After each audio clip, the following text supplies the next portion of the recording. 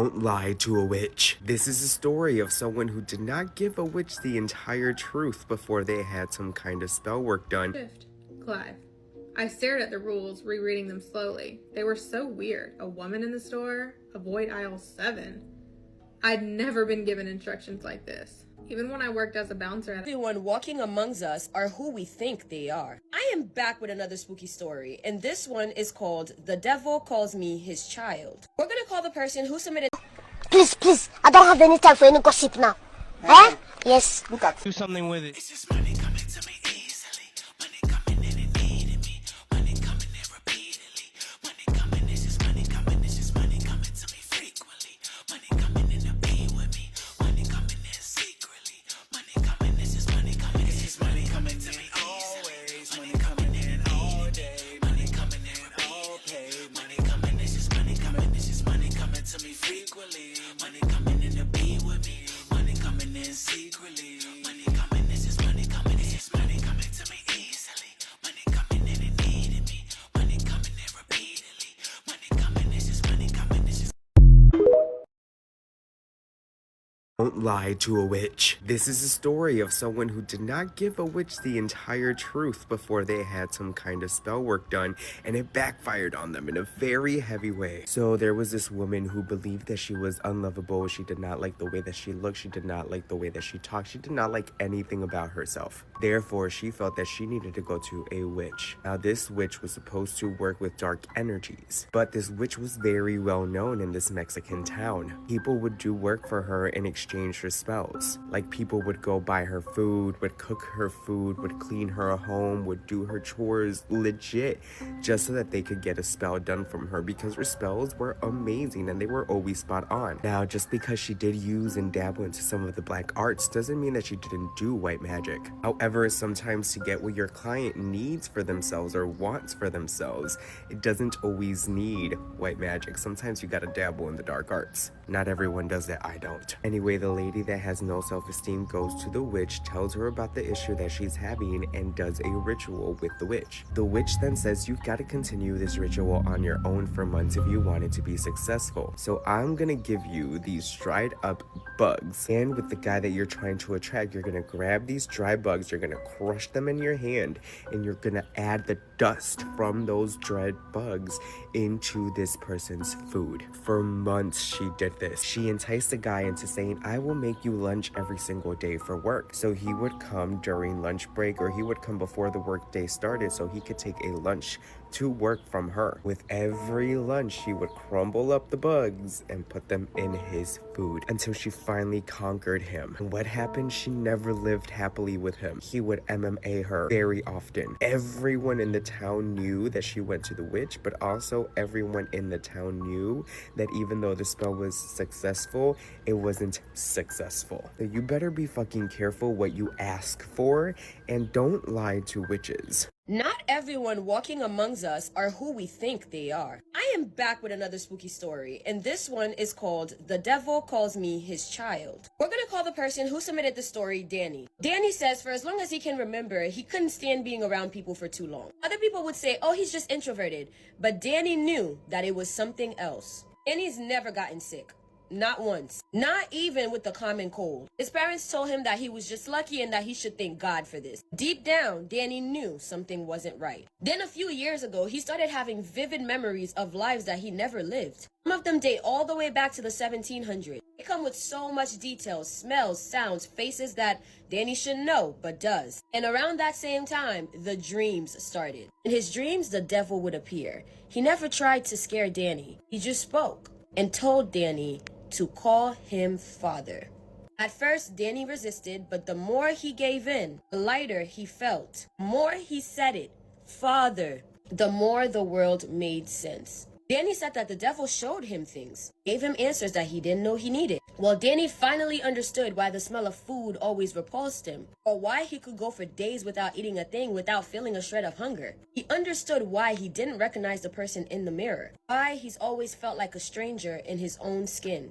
Every time he looks at himself in the mirror, he would never recognize the reflection staring back at him. So a few years ago, Danny met a girl, and the moment he saw her, he knew she was a witch. Eventually, she did tell him he was right. Months after building trust, this is the part of the story that gets interesting. A few months after building trust, Danny convinces his witch girlfriend to let him taste her blood. And the girlfriend agreed. And after that, Danny says he's never felt so alive, more than he's ever felt in his entire existence. And that is when Danny realized he could control people. Danny says, and I quote, "If I stared into their eyes, held their hands, and spoke a few simple words, they'd do whatever I wanted." Danny says that Father visits him often now, and Father would tell him to ask his parents how he really came into this world. Danny has a new girlfriend now. She knows everything, and Danny wasn't the one to tell her. Father did. Every day, Danny says he feels the hunger getting stronger, the need to feed, but he's scared because if he starts hurting people, he doesn't think he'll be able to stop. Physically, he feels like he's breaking down, and emotionally, and I quote, "I'd be lying if my hatred for humanity isn't growing stronger by the day."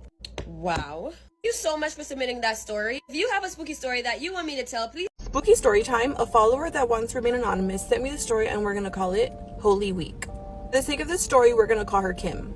Kim says that this happened to her when she was 9 years old and it was Holy Week. She decided to go outside to ride her bike at around 9:30 p.m. and she's there, she's riding her bike, having fun, and out of nowhere, she sees her parents drive by. They're kind of looking at her like, and slowly waving. What's weird is that she says that she knew it was them, but their faces looked different, a little distorted. I don't know why that reminded me of this scene of the movie One Missed Call. If you guys have seen this movie, you know what I'm talking about. Scary. She thought it was weird, and then she stopped and realized, wait, when I left, my mom was watching TV and my dad was cooking dinner. They wouldn't leave anywhere without her. She's only 9.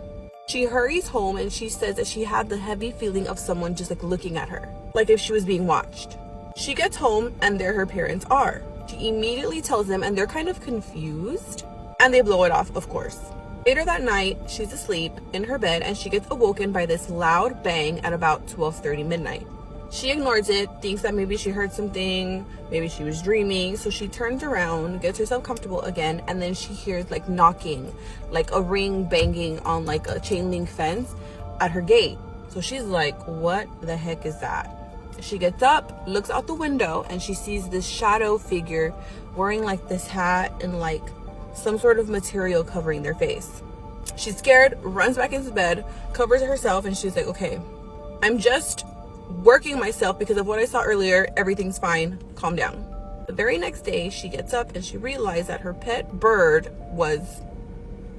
she loved her bird very much, so she's obviously very sad. The next day, she asked her mom if she could take her to the mall and she wanted to go to the bookstore to buy some books. Her mom buys her books and she's like, hey, I'm gonna go to the restroom. I'll be right back. So Kim is like walking, not paying attention, and she accidentally bumps into somebody. Her books fall. So she's like, oh my gosh, I'm so sorry. Picks up her books and looks up because the lady was helping her pick up the books, and it is a woman wearing a black hat and lace covering her face. The same person that she had seen outside her house that night before. Obviously she's scared, so she's like, oh my gosh. She looks down, picks up her books, looks up, and this woman is gone. What's crazy is that she had never experienced anything paranormal before, and she continued hearing things, seeing weird things, whole bunch of paranormal stuff that whole week, and it did not stop until Holy Week was over. Weird. What do you guys think? Thank you so much to Kim for sending me this story. If you guys have any stories that you'd like for me to read, please send them via DM or email, and I'd love to read them, and I will see you guys in the next spooky story. Bye! I worked as a night guard at a grocery store. They left a strange set of rules. I'm trying out a longer storytelling. This is a story that I came across on No Sleep that I feel like hasn't gotten enough attention. You guys can let me know if you like some longer ones mixed in with my shorter ones for you to maybe just listen to when you're doing things, okay? I saw the job listing 2 weeks ago. Wanted. Night guard at West Market in redacted, PA. 12 a.m. to 6 a.m. shift, $21 an hour. The whole thing struck me as odd right off the bat. What kind of grocery store needed a security guard while it was closed? Was the crime really that bad? But I needed money badly, and 2 days later, after a phone interview with a man named Clive, I showed up for my first shift. As soon as I pulled up, I sort of understood why they needed a night guard. The grocery store sat at the edge of a rundown strip mall. Large signs reading "Space for Rent" hung in the store windows, but judging by the dusty glass and flickering street lamps, no one had taken them up on the offer in years. I parked near the front door. As I approached the building, I saw a woman hurrying away from the store. "You must be Aaron," she said breathlessly. "The night guard?" "That's me. Clive left you some instructions. I put them on the conveyor belt at register 1. She gave me a polite nod and then stepped around me, heading for the only other car in the parking lot. "Oh, thanks. Be friendly," my inner voice scolded. "She's your new coworker." I turned around. "Hey, what's your name?" But she was already diving into the car. The door slammed, the car reeled out of the parking space, and then she was gone. So much for a new friend. I turned back towards the store. The parking lot was completely empty now, and the nearest street light was flickering with an odd, erratic rhythm. A cold wind swept in, whipping a crumpled paper bag across the parking lot. Well, here goes nothing. I stepped up to the front. The glass doors squeaked as they parted for me, and then I stepped inside. Despite its outward appearance, the store was actually pretty nice inside. Bright fluorescent lights shone from overhead, jazzy music playing from the hidden speakers. I headed over to register 1, where a folded piece of paper was waiting for me. I flipped it open and began to read. "Dear Aaron, welcome to the West family. We sincerely hope you enjoy your first shift. To help you, we've compiled a list of rules that should make your shift as easy as our fresh-baked apple pie. Number 1. As night guard, you are expected to patrol the store every half hour, making sure that nothing is amiss. You may spend the rest of your time in the break room at the back of the store, monitoring the security camera feeds. Number 2. Do not go down aisle 7. Do not look down aisle 7. Number 3. If you hear a knocking sound coming from within the freezers in the frozen food aisle, ignore it. Number 4. If you see a shopping cart that hasn't been put away, please return it to the shopping carts at the front of the store immediately. Number 5. Do not be alarmed if you find a pool of blood in the meat aisle. Sometimes our meat packages leak. Simply head to the storage closet, get the mop and bucket, and clean it up. However, do not step in the puddle or touch it in any way. Number 6. If you see a woman in the store, immediately go to the break room and stay there until she leaves. Do not call the police or report a break-in. Do not make eye contact with her. Number 7.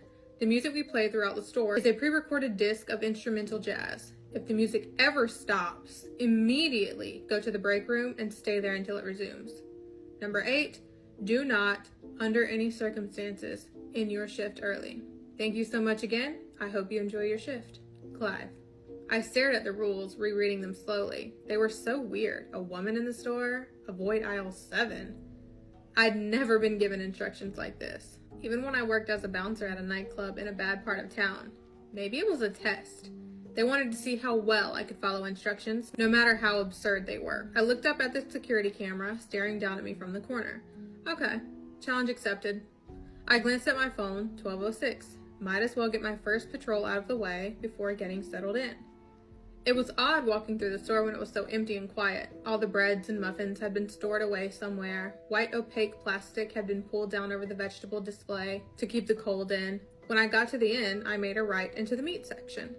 Sheets of plastic had been pulled over the meat coolers too. I saw flashes of red through the gaps of massive ribeye and sirloin steaks, big slabs of meat on the bone still intact. I averted my eyes. While I wasn't a vegetarian, I never really liked the sight of raw meat. I turned instead to the aisles. Aisle 3. Pasta and sauces all lined up on the shelves, glinting in the fluorescent light. Aisle 4. Cookies and snacks. Aisle 5. Aisle 6. Oh, right. I wasn't supposed to look at aisle 7. I forced myself to look down at the floor. Yeah, it was stupid, but they told me not to look. In the off chance that they were going to check the CCTV footage later to grade my performance, I was going to follow every rule. I continued further into the store. A few minutes later, I found the break room, a nondescript brown door with a little square window cut into it. I took note of its location for later. As soon as I was done with this patrol, I was going to break out my laptop and finish watching Friday the 13th. And then I was at the west end of the store, the frozen section. I turned down the aisle, heading back towards the front. That's when I saw it. A shopping cart, parked askew in the middle of the aisle. I huffed. Of all the rules, this was the one that annoyed me the most. I was hired to be a security guard, not a cleanup crew. Wasn't it the employee's job to put all the carts away at closing time? Sighing, I began pushing it towards the front of the store. The wheels rolled smoothly beneath me. The jazz music played softly in my ears. I turned the corner and walked past the cash registers, heading towards the front door. That's when I heard it. A soft sound, barely audible over the jazz music. I stopped, straining my ears to listen. Several seconds of silence went by, and then I heard it again. It sounded like someone crying. The hairs on the back of my neck stood on end. There's no one in here. The door's been locked the whole time. Unless a customer had accidentally stayed past closing time. Maybe that employee, the woman I'd run into in the parking lot, didn't notice them and locked up before they could get out. "Who's there?" I called out. A wailing sob in response. My heart plummeted. It sounded like a woman, or possibly even a child. "I'm coming," I called, breaking into a run. "Where are you?" They didn't reply. They just kept sobbing. I frantically continued in the direction of the sound, calling out to them, telling them that everything would be okay. But then I stopped. The sound, it was coming from aisle 7. Do not go down aisle 7. Do not look down aisle 7. The rules have been very clear about that. I stopped just short of the aisle, next to an end cap display of mayonnaise, and carefully positioned myself so that I was hidden. "I'm going to help you," I called out. "Can you tell me what happened?" They finally spoke, but they didn't answer my question. "Help me," the voice cried through sobs. "Please." I wanted to step into the aisle. My foot was already halfway off the floor, ready to run in there and comfort them, but something stopped me. A gut instinct, a little alarm bell going off in my head, because out of all the aisles, what were the chances that this person would be on aisle 7? And besides, they were safe. They were in an empty store with me. It's not like they were in a dark alleyway in the middle of the night. "Come out of the aisle," I called, my voice shaking a little. "Then I'll be able to help you." "Please," the voice replied. "Help me. This is stupid. Clearly some person got stuck in here after closing time and they're scared. Just go into the aisle and help them get home." But there was another part of my brain, the instinctual lizard brain part, and it was screaming at me to not move a muscle. "Do you need me to call someone?" I tried. "Your parents? Or family? The police?" "Help me," the voice pleaded again. The "help me," it sounded the same each time they said it. A little stutter at the beginning, an emphasis on me. It almost sounded like a recording or some AI generated thing looping over and over. It didn't sound natural. "Come out of the aisle," I shouted. "Come out and I'll help you." The sobs got louder, faster, and hysterical. "Help me," the voice pleaded again in a desperate tone that made my stomach twist. I stood there, pressed against the mayonnaise display. Listening to them sob was making my stomach flip-flop, even if it did sound slightly unnatural. I could call the police, I thought. They'd know what to do. Except I'd left my cell phone with my backpack at cash register 1. And getting it would mean crossing aisle 7. The rules didn't say anything about walking past aisle 7. They just said I shouldn't go down it or look down it. And I couldn't just stand there and do nothing. What if there really was someone who needed help? A child who sprained their ankle and couldn't get up? "Don't worry, I'm getting my phone and I'm calling the police," I called out, and then I took a deep breath and stepped across the threshold of aisle 7 towards register 1. As soon as I took a step, the crying stopped. Just like that, violent sobbing, and then, in an instant, nothing. Like a switch had flipped. Then the footsteps started. Loud, slapping footsteps of someone running down the aisle, way too large to be a child. Coming straight at me. My heart dropped. It's a trap. They're coming for me, and I'm probably gonna die here. But as soon as I made it across the aisle, the sound stopped. All I heard were soft jazz tunes playing through the speakers overhead.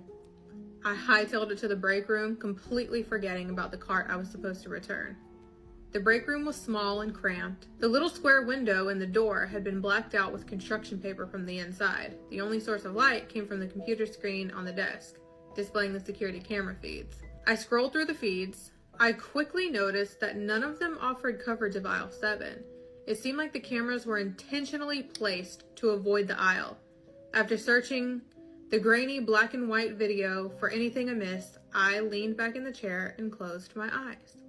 When I finally opened them again, it was almost 12:30. Time for my next patrol. I didn't want to go. I felt safe here. locked up in this little room. But I also knew I wouldn't be safe if I didn't listen to the rules. Okay, I'm only gonna do them in like 10-minute pieces because I don't want them to be insanely long, but let me know if you want part 2. All right, y'all. So since my brother is never going to give you a story time, it's up to me to give a story time. So this is actually my brother's story. My mom transferred my brother and I from Detroit Public Schools. And when she transferred us to a different city, and we went to a different school district. So when we got to the school, we noticed that there was a lot of nitpicking, things that we just didn't tolerate, especially because we're from where we're from. So because my mom is an educator, and she has been for over 35 plus years, she really pushed for my brother and I to avoid any kind of conflict or altercation. So there was this boy who just would not leave my brother alone. And one day my brother was like, I'm about to just give him what he been asking for. So he ended up, him and the boy were about to go at it. But this man, he said this man came out of nowhere. And he stepped in. And he was just like, hey, come here. Pulled my brother to the side. My brother was like, yes. And he was just like, that boy just jealous. He's angry. He said, look at you. You got them nice clothes on. You got them nice shoes on. He said, that boy, he said, he don't have nothing. And so my brother was like, so? And so the man looked at him and he said, you better than that. So my brother was just like, he said, I'm sorry. I understand. Yes, sir. So the man was like, well, he said, I don't know what you expect me to tell you. He said, but it seemed like you want me to tell you something. My brother was like, well, yeah, what am I supposed to do? He said, just let him keep messing with me. So the man was just like, you know what to do. When the man said that, he looked back at my brother and walked away. He left the situation alone and he continued doing what he was doing. He was a janitor.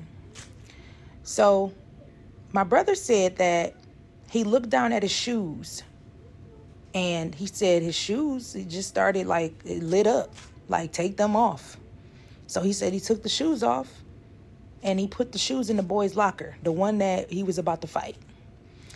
And when he put those shoes in that boy's locker, he took his gym shoes, that he wore in gym, and he wore those home. And when he got home, he didn't tell my mom anything about what had just happened at school. But my mom had just noticed, he said a little bit of time went by, and my mom noticed that he wasn't wearing the shoes. And so my mom was like, hey, I noticed that you ain't wear those shoes, them, $200 Jordans that you begged for, so where are they? So he was like, oh, you're going to be mad. I don't want you mad. She said, what am I going to be mad about? He's like, I gave them away. You better keep your feet up. And she was like, you gave them away? He was like, yeah. She was like, to who? And so he said the name. And she's like, ain't that the same boy you've been having a problem out of? Why did you give your shoes to him? He was like, he needed them. And she said, so what make you think he needed your shoes more than you needed your shoes? And so he was like, well, he had a hole at the bottom of his shoes. And so my mom was just like, oh, okay. So she went up to my brother's school, and I went with her. I do remember that.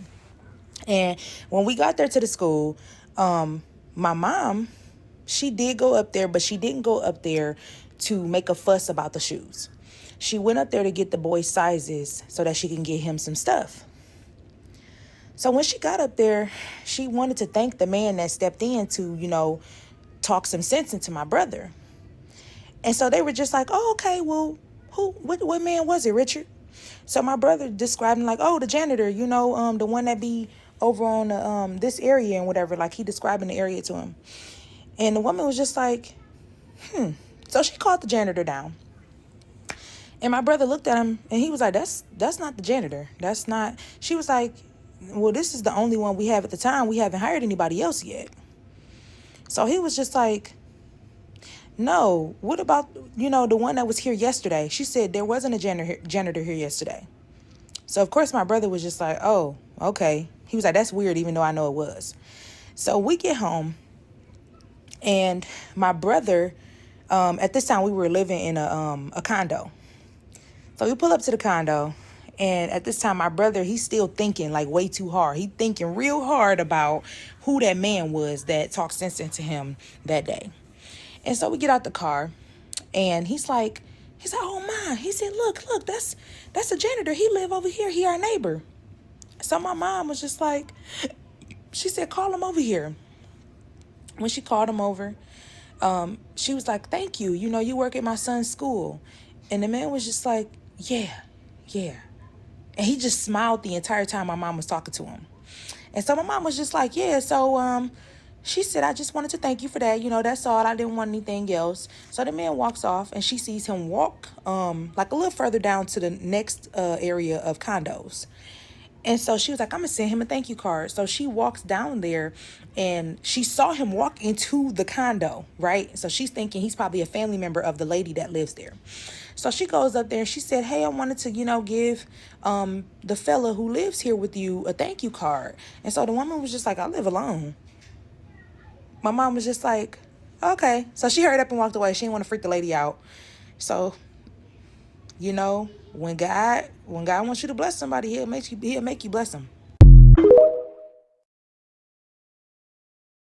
Imagine being invited to a birthday party, but when you show up, it's some sort of weird demonic banquet. I am back with another spooky story. We're gonna call the person who submitted the story Sky. So when Sky was about 20 years old, she had a very close friend named Kelsey. They worked together at the Express House, that's the local newspaper building, and they used to go out every weekend. They were extremely tight. But one weekend, things took a drastic turn and Sky never saw or heard from Kelsey again. So one day, Kelsey invited Sky to her mom's birthday party. And Sky was excited to go because she's always heard that, you know, Kelsey's family liked her. But she never had a chance to meet them before. So Kelsey tells her to get there before 8 p.m. and not a second later, or she wouldn't be allowed inside. Now, Sky did think that that was weird, but y'all know Trinbagonians. They never show up on time. Ever. Anyway, to respect Kelsey's wishes, Sky shows up around 7:50 p.m. And before Sky can even knock on this door, Kelsey snatched the door open and dragged Sky inside. And Sky, being confused and a little scared, she's like, girl, what the hell's wrong with you? Why are you dragging me like that? Kelsey just laughed and said she was just excited to see her. But Sky felt that something was off. So Sky is looking around and she notices that the room was dark, no music was playing. She asked her if the party was over or canceled. Kelsey said, nope, you're right on time. That's when Sky looked around and noticed everybody in the room was dressed like royalty. The women were in cocktail and evening gowns, the men in full-blown suits. There was a long, beautifully decorated table in the center of the room, wine glasses, bottles of alcohol. The whole setup looked like it was made for a queen. Even Kelsey was in her finest clothes. But then, here goes Sky, in shorts, crop top, and some sneakers, thinking she was going to a backyard lime. All eyes were on her. She never felt so uncomfortable in her life. And Kelsey leans in and tells her, like, this isn't a party, it's a banquet. That's when things got really strange. She took her to a seat in the back corner and told her to enjoy the night. About an hour, maybe an hour and a half in, something happened. A man dressed more impeccably than everyone else sat at the head of the table and began to laugh. But it wasn't like a normal laughter. It didn't even sound human. Suddenly, the room went dead silent. The air turned ice cold. Then, his body began to swell. I swear to you, it looked like he was being filled up, like how a balloon stretches when you pump it with water. His face twisted, turned, and warped like rubber. Then he opens his eyes, and I kid you not, his entire eyes were black. Not just the iris, but the whole thing, like a pure void. I was frozen, terrified. If y'all thought this was crazy, oh trust me, it gets crazier. About 20 to 30 minutes later, a woman jumped up from the table. She was small, beautiful, and then suddenly she just started screaming. This like loud blood-curdling shriek had every hair on Sky's body just standing up. Sky is startled, so she jumps up and backs up into the corner where she was sitting. Biggest mistake of her life. That woman turned and looked straight at Sky, her mouth wide open, tongue out, and her teeth looked jagged like something out of a dragon's mouth. Her eyes were gone, like the eyeballs were missing. Then she crouched down and jumped onto the wall like a fly. Sky says, I swear. She started crawling on the wall. Her head was twitching in impossible ways that would have unalived a normal person. And all the while, she was locked in on Sky. Didn't lose eye contact, not once. Sky couldn't move, she couldn't scream, she was frozen solid. She felt like her body was trapped in cement. I would love to go on with this story, but unfortunately, I'm gonna be late for work and I gotta go. I know you guys hate part 2s, but I gotta do it to you. If you want part 2 of this story to clarify and understand exactly what Sky went through, comment part 2 and make sure you share, leave a like. You know the drill, part 2 will be dropped once this video gets to 10,000 views. It's up to y'all how quick y'all get part 2. If you're wondering why my face is so goddamn ashy, I was going for the ghostly look, the bleachy look. I spent $20 on this bitch. Thank you, Sarah V. Hey guys, I'm Jenny and this is Shameless Plug. So I want to tell you guys about my Crown of Success manifestation book with easy, simple rituals and spells to manifest a life of abundance in your life. And those spells are so easy, even a child can do it. So this book is filled with different spells that I've learned over the years from my family, passed down from grandma and everything. And also those are spells that I've actually tried and I know that they work. So this book not only teach you step by step on the things that you can do that are so easy that a child can do it, but it tells you like the proper moon phase to use, alchemy, manifesting with numbers, numerology, and also the days of the week that best fit for this particular spell. So it tells you the timing of when to practice the spell, the days of the week, the moon phase. It shows you all the colors of the candles that you should be using and different planets. So for example, I show you like planet Jupiter is for Thursdays and the hours of the days that you should be doing the spell. So this is an easy road opener spell. So I know a lot of people like to do like different spell work, but if your roads are blocked, of course your spells are not going to work. So it's good to unblock yourself first and then start using the spell, especially with the new years and the new days to come. And also I have some amazing spells in here. This is a powerful quick money spell. So if you're in a bind for some money and you're just trying to get some money, and I even have some easy powerful spell to win game of chance. So if you are a gambler, now I don't promote gambling, but if you are a gambler and you're just trying to make some money and trying to make sure you win, these spells will definitely help you. It tells you the best days to do it. So it says the best days to perform this spell is on a Thursday, Jupiter day. Jupiter is the planet of good fortune, luck, and expansion. Jupiter is the best day to perform spells that boost luck and increase your chance of success in any game of chance or any money spell, period. It has a list of so many spells that you can incorporate in your life with this new year to bring prosperity. And I even put some bonus spells on here, which for Saturday is a day to do like protection work. So I have a spell for like send back to sender. So I put some bonus spells on here, and then a protection with Archangel Michael. So there's so many spells on here. Removing the evil eye spell, so you can remove evil eye in your money and also in your everyday life. New Year home blessing spell, and I know it's been a few days since the new year started, but you can always do a home blessing spell any days of the week. As long as you need it, you could do it. So anyways, guys, this is my book. It's called Crown of Success by Jenny, and it's available on Amazon, the ebook and also the physical copying. So please grab a copy if you're interested in supporting this channel. This is a way to support the channel and to support me as well for putting out, content every day for you guys to enjoy. So I hope you guys enjoyed this book, and I hope you go and grab your copy, whether it's the ebook or the physical copy. I say have a physical copy, but it's really up to how much, your wallet and what you can afford. So anyways, I'll talk to you guys later. Bye. Mwah. This is a shameless plug, so just check out my channel, okay? Love you guys. Mwah.